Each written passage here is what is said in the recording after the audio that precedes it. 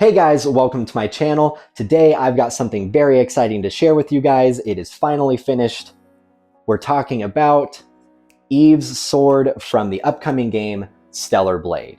Now, this is my second project that I have done all of the modeling myself. I modeled this using Spline Design, printed it on the Bamboo Lab P1S, and used the Orca Slicer along with it.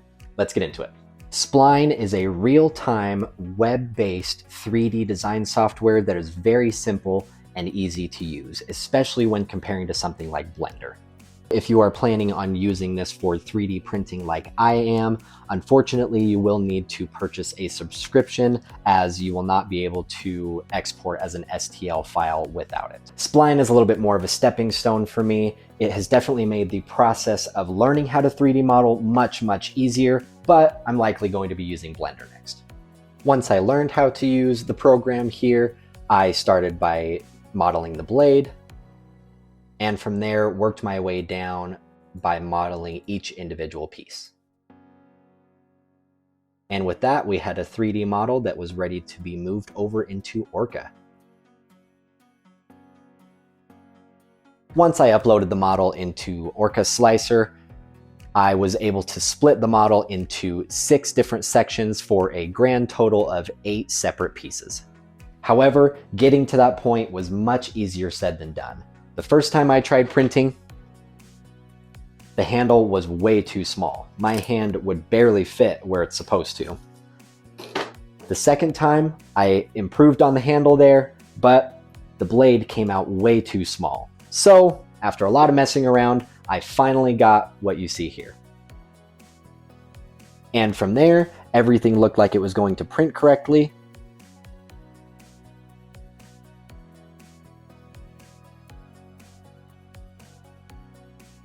All of the proportions looked correct as well. So I printed every section.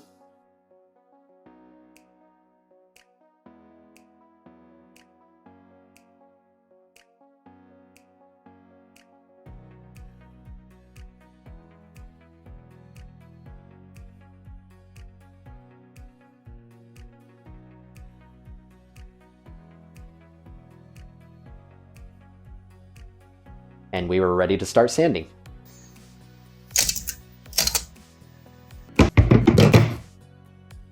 The main focus of sanding is to smooth up your 3D print and fix any edges or scarring that might have occurred during the printing process, and to get it ready for priming and painting.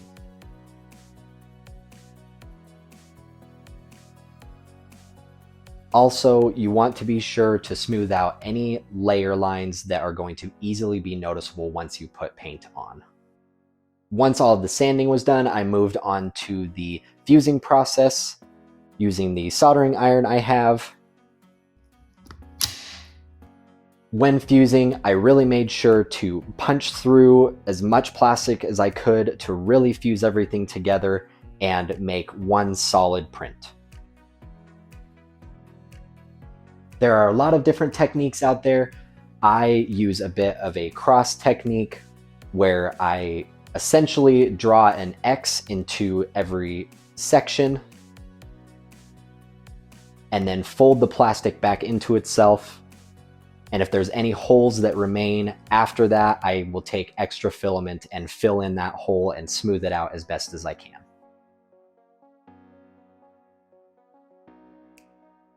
Once the fusing is done, I sand it down just a little bit more to make it as smooth as I possibly can.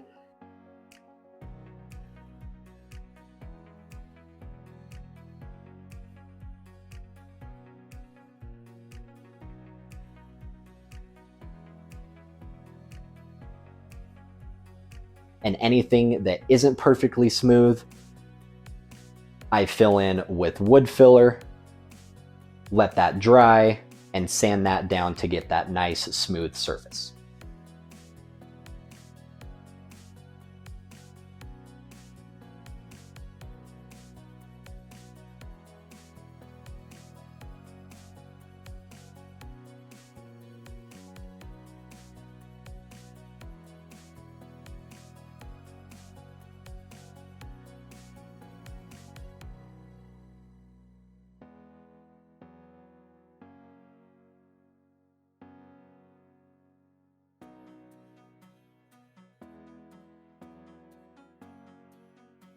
And after doing that process with 8 individual pieces, I finally had the entire sword put together, and it was ready to start priming.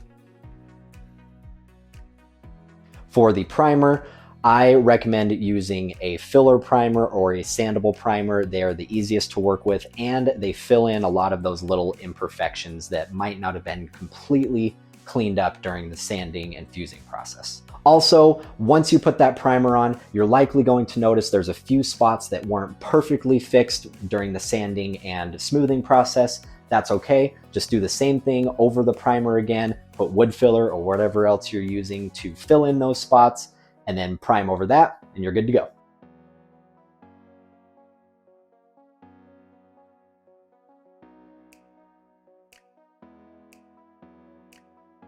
For the painting process, I use a lot of painter's tape, especially frog tape seems to be the best for me.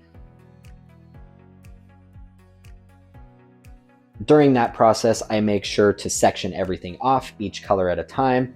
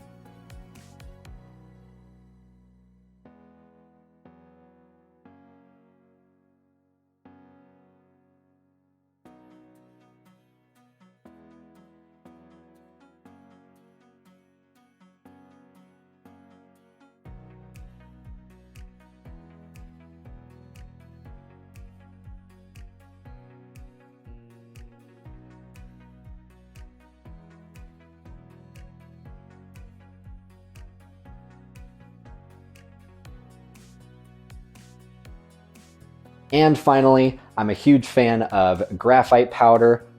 I really like how metallic it makes everything look. For all of the darker sections of the sword here, I used black gloss paint and let that dry for a few hours, and applied the graphite powder after that to give it more of a metallic look.